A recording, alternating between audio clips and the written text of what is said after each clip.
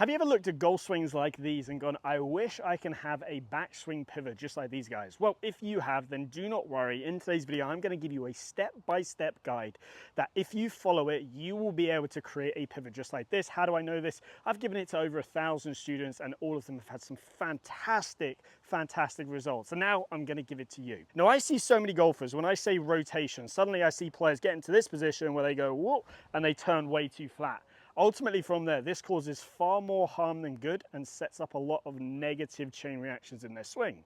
So with these rotation guys I'm going to take you through, you are going to learn A, how to move the pressure in your feet, B, how to move the pelvis correctly, and C, how to move your shoulders correctly so you generate the correct amount of tilts. Super important you get all three of these right, but it's a very simple process. So to do this guide, all you need is three things. Number one, you need a golf ball. Number two, you need an alignment stick. And number three, a golf club. Just place the alignment stick down on sort of your ball position line. Again, we'll allude to why this is important later down the line. So step number one, keep it super simple. What I want you to do here is grab a golf club, hold it on your shoulders, straddle the alignment stick line, and then from there, just turn as if it's your backswing direction, standing straight up and down.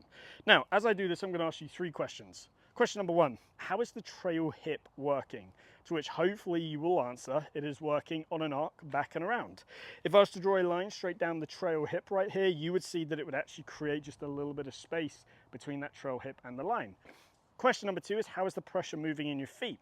You will feel the pressure move into the inside part of the ball of the lead foot, and also on the trail foot, you'll feel like it's sort of working a little bit more back into the heel and hopefully staying just a little bit more on the inside part of the foot. I see so many golfers do this and the pressure works to the outside part of the trail foot. We do not want to see that. If that's you, this is the stage, just stage one. Correct that now. Feel that pressure stay a little bit more on the inside part of the trail foot.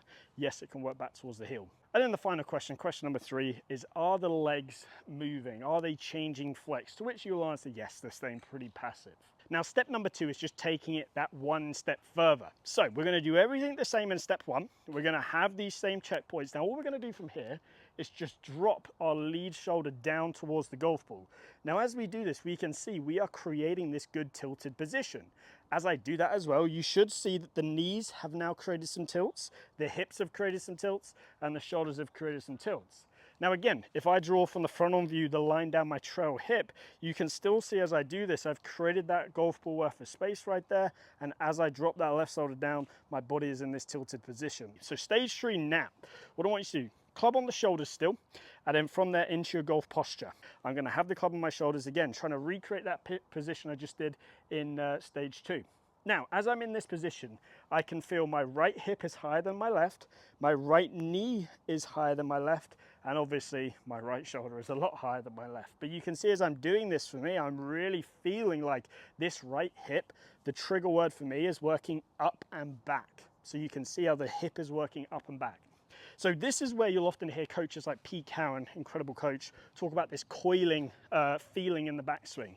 Because we are going up on sort of this tilt right here, right leg higher than left, right hip higher, shoulder higher, it's as if we're creating this spiral coiling effect. And this is very much what we're feeling here. You might feel your core switched on as well, and everything's just getting you into this good position. Stage four is when we get the golf club back in our hands. And again, this stage is supposed to be a little bit harder than the stage before.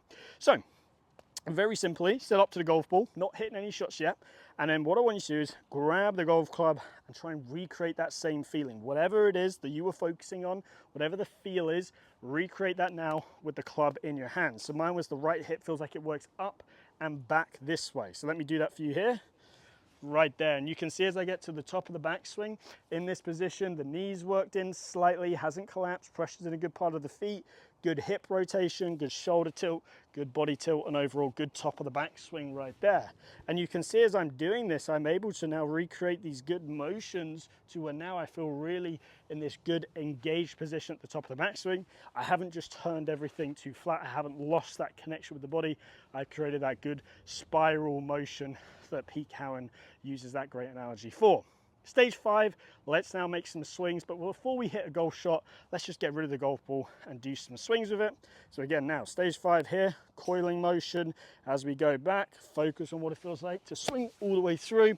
And again, the reason why this ball position line is great is because we're trying to hit target side of that line. As we do these swings now, try and make ground contact target side. Good motion, and through. If I do that again, focus on creating that nice centered pivot. You can see head staying still, good tilts, and then all the way through. Now it's where we hit a golf ball. Let me bring this golf ball in, let's give it a whack. And again, focusing on this step-by-step rotation guide, getting you into that good position at the top. Let me bring this in, and let me give it a hit. Now, what I want to do is give you a bonus drill. Now, this bonus drill right here is something that I sort of do just as a top up to this step-by-step rotation guide. So what you're going to do is you're going to drop the club on the ground, grab the hands, place them on the side of your legs and stand in your golf posture.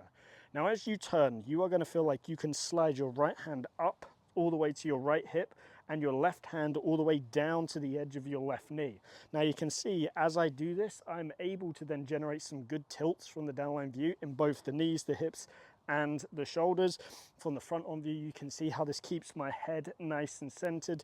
And from here, I can really start to train this great pattern right here. So I'm sliding my hands down.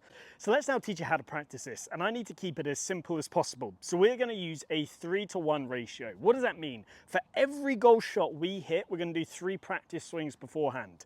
So let's say you've done your 3 rehearsal swings, now stepping in, now we're going to hit a shot. And again, if you want to dial it back to start with, you know, swing at 70% rather than your normal speed just to give your brain time to learn it, fantastic. I would highly recommend that. So let me show you what that one would look like. A little bit slower just so I can learn this good motion. Just like so. And again, that's going to get me into that position to where I can learn that feeling. Again, I'm going to grab another golf ball. Let's do the 3-to-1 ratio. This time I might do some of these pivot drills. So here we go. 1 and back. 2, I'm feeling that motion. 3, great. Okay, I've done my 3 feels. Now let's hit a shot. And through, awesome. All right, now let's grab the last ball and let's do now maybe 3 different ones. Again, I'm just showing you a variety of how it could be. I might go to the top, go here, yeah, good feeling, and through. Let me do that one again. 2, let me do 1 more. 3, and then I would go in and I would hit the shot. So there you have it. There is the step-by-step rotation guide. If you follow that, your pivot will improve. I've given it to thousands of clients. Again, using that 3-to-1 ratio is going to improve your game. Now, if you have questions about that, please ask away down in the comments. I answer every single comment. If you need a little bit more one-to-one help with your game, I offer online coaching on the Skillest platform. The link is down below. Be sure to check it out. And if you have enjoyed today's video, please give it a like and subscribe. And don't forget to click the bell icon, as that will inform you every single time I post a new video.